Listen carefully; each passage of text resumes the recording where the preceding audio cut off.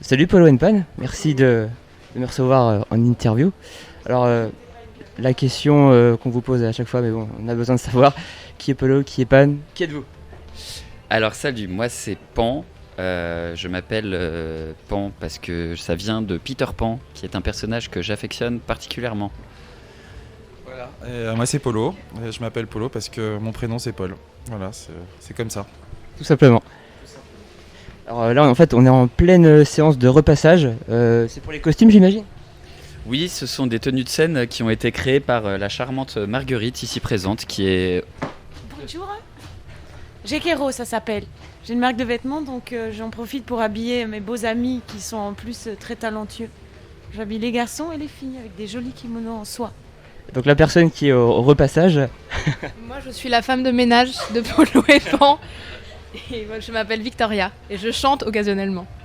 donc là ce soir en fait c'est une version live c'est ça? C'est pas un DJ set, donc vous avez prévu des choses particulières, qu'est-ce que vous pouvez nous dire sur ce soir? Ce soir donc on fait notre live qui est un live de 1 heure où on va jouer un petit peu nos morceaux. On va passer par la canopée, on va passer par des éléments aquatiques, par le feu avec Dragon Pump Z. Voilà, c'est notre petit set, c'est notre voyage. On va prendre la caravelle tous ensemble ce soir. La caravelle, c'est un moyen de transport hybride. C'est autant une voiture, ça peut être un avion, ça peut être un bateau. C'était toutes sortes de moyens de voyager dans des destinations, qu'elles soient concrètes ou qu'elles soient imaginaires ou qu'elles soient fantasmées. Et donc ce soir, ça va être un peu tout ça. Ça va être un voyage. Et donc vous avez fait le choix de faire des morceaux où on chante en français. Et c'est quand même de plus en plus rare. Est-ce que vous pouvez nous expliquer ce choix? Bah, ce qui est marrant, c'est que ce soit rare en fait, parce que déjà cette langue qu'on nous a appris dès notre plus tendre enfance, même si Paul est franco-américain, c'est une langue qu'on affectionne particulièrement, qui n'est pas forcément la plus facile à faire sonner, mais elle reste très musicale, elle est riche, on peut y trouver plein de... Justement, c'est très musical finalement. Donc nous, c'est naturellement qu'on a décidé de chanter en français. Voilà, et nous on aime beaucoup la musique électronique, la dance music, etc. Mais on vient aussi de la chanson, on aime la grande chanson française, il y a une tradition et c'est peut-être dans les années 90, il y a beaucoup d'artistes qui ont voulu chanter en anglais pour élargir un peu le public, mais en ce moment on n'est pas les seuls, il y a beaucoup d'artistes de la scène française qui renouent avec le français et on est ravis de faire partie de ça.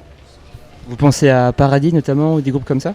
Exactement, Flavien Berger, Paradis, Juliette Armanet, voilà. Les Papous, l'Impératrice.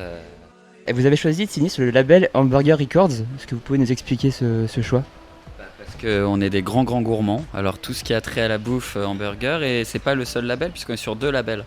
Et l'autre label s'appelle Éclair au choc. Donc tu vois, je ne mens pas quand je te dis qu'on est gourmand.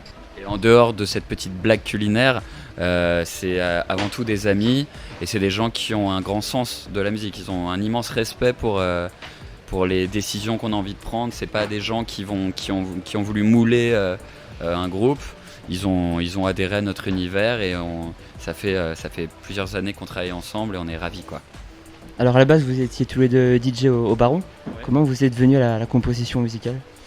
Et en fait, chacun de notre côté, on produisait un peu de musique. Moi, notamment, j'ai monté plusieurs groupes, j'ai eu plusieurs expériences et en fait, j'ai monté un studio dans une usine à Asnières qui s'appelle La Syrah avec des copains.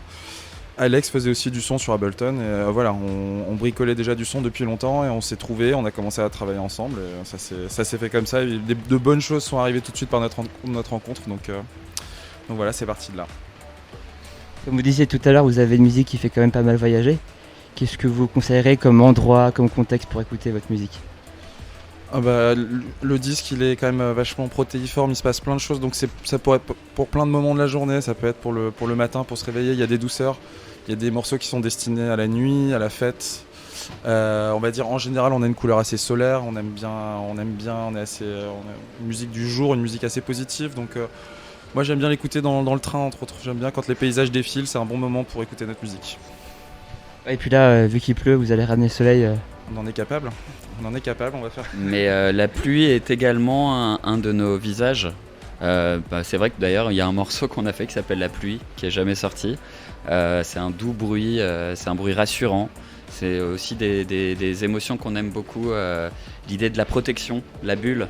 Et tu vois, quand tu es sous une tente comme ici actuellement et que tu entends ce petit clapotis, en fait c'est aussi une source très confortable sonore. Justement, on parle de son naturel, on va dire. Il y a Pierre-Henry qui a disparu il y a quelques jours. Qu'est-ce que ça vous inspire, Pierre-Henry, son œuvre? Pierre-Henry qui est vraiment un pilier effectivement de la musique un peu concrète, musique expérimentale, électronique.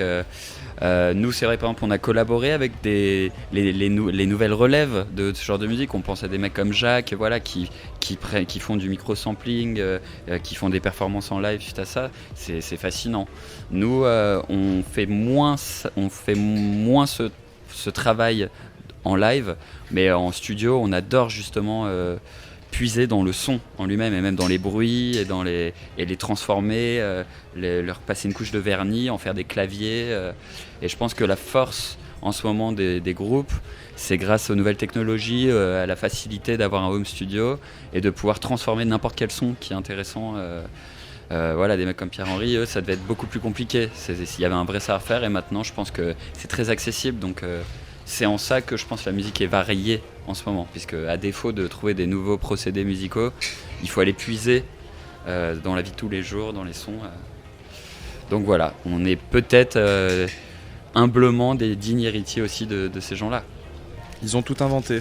Et nous, on arrive, et voilà, c'est vrai qu'on en parlait souvent, mais aujourd'hui, il n'y a pas eu beaucoup de nouvelles technologies récemment qui permettent de vraiment changer la musique. Ça fait longtemps que la musique électronique a été créée, les synthés, les ordis, c'est quand même assez vieux maintenant, 30-40 ans. Et donc, c'est ça, nous, on est dans un métissage, on ne peut pas créer une musique entièrement neuve. Et on est beaucoup dans les références, dans le, justement, voilà, on va se placer dans l'histoire, dans des choses, dans des imaginaires qui existent déjà et essayer de les mélanger les uns avec les autres, plutôt que de faire de la création pure. Mais on a aussi cet esprit d'explorateur et d'expérimentateur qu'avait Pierre-Henry. Et voilà, on va essayer de continuer à développer ce côté dans notre musique. Si on continue dans l'exploration sur l'album Caravelle, j'ai l'impression qu'on voyage quand même dans notre esprit, il y a de l'introspection, puis il y a aussi des voyages extérieurs. Est-ce que c'est un petit peu le feeling que vous vouliez donner sur le fil de l'album? Ouais, tout à fait, parce que on va prendre même l'exemple du Brésil, voilà, qui est une source d'inspiration extraordinaire pour nous. On a fait plusieurs morceaux issus de la bossa, et en fait, c'est une destination qu'on n'est jamais allé au Brésil.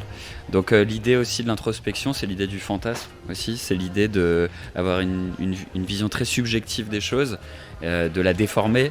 Et même, on peut parfois parler de psychédélisme dans notre musique, à l'image de Dorothy, où voilà, on a voulu détourner des codes, par exemple du Magicien d'Oz, on a voulu les rendre complètement psychédéliques à travers ce clip, où il y a des switches complets, ça devient apocalyptique presque.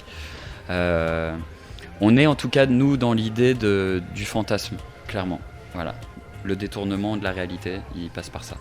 Il y a un petit côté, c'est vrai, un peu hallucinatoire dans votre musique, du fait que ce soit psyché. Ça aussi, c'était réfléchi, voulu.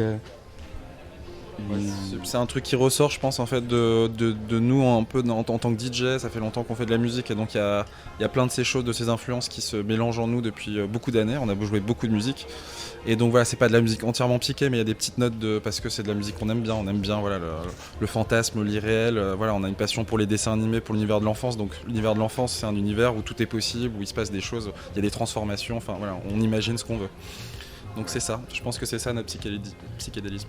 Le psychédélisme, c'est vrai que c'est un petit laps de temps où c'est quelque chose qui est très automatique qui sort de toi. Nous, en fait, on passe énormément de temps à finaliser, à peaufiner les morceaux, mais souvent le gros du truc arrive très spontanément. Voilà, peut-être qu'en 1 ou 2 semaines, on est capable de fournir une première maquette et ensuite, pendant parfois 1 an ou 2, on va la transformer. Mais ce psychédélisme, il vient de cette chose qui t'arrive spontanément, je pense.